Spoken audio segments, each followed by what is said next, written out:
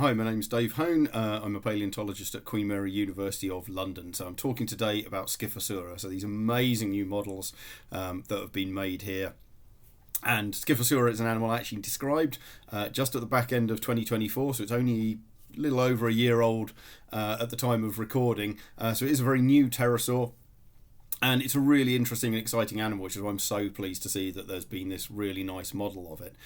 Not to get too deep into pterosaur evolutionary history, but basically for a very long time we split them into two major groups, the early non-pterodactyloids and the later pterodactyloids. And then we had a group called the Darwinopterans that appeared in the middle, and with this really nice evolutionary transition with a bunch of features from the earlier group and a bunch of features from the later pterodactyloids.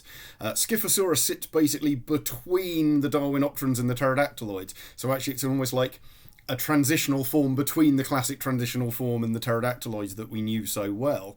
And so it actually has a unique set of features to it, which really helps show us how these animals evolved, and in particular it's got the large head and long neck, and actually probably had a very large head crest at the front, which is what we associate with the Darwinopterans and the pterodactyloids. But then it's got a more general Darwinopteran-like body and wing proportions, though a bit close to the pterodactyloids. But the really neat thing is the tail, because all pterodactyloids have actually really quite a short tail, and then they have a very short fifth toe on the foot, which then meant they had a very small uropatagium, which is the little leg membrane that sits at the back of the legs of pterosaurs, whereas all the others had a long tail and a long fifth toe, and then had a very big uropatagium, and therefore covered really quite a lot of area in that gap.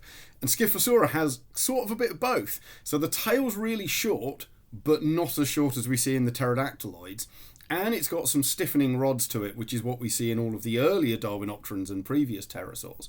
And then the fifth toe is short, but not as short as the pterodactyloids. So you've got this really nice set of intermediate conditions, and so we're able to plot that transition from the non-pterodactyloids into the Darwinopterans, into Skiphosaura, and then into the pterodactyloids, and watch basically as the head elongates, the neck elongates, the wing proportions change, the tail and the foot changes, and then associated changes to the membrane, which is changing how they fly.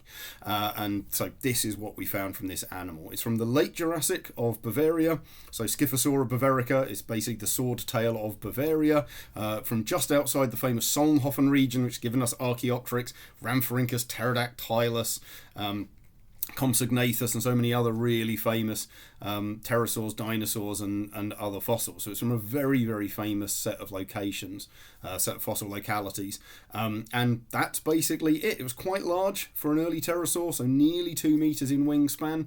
So really quite a sizable animal. Though, of course, famously, they get up to things like Quetzalcoatlus and about a 10-meter wingspan.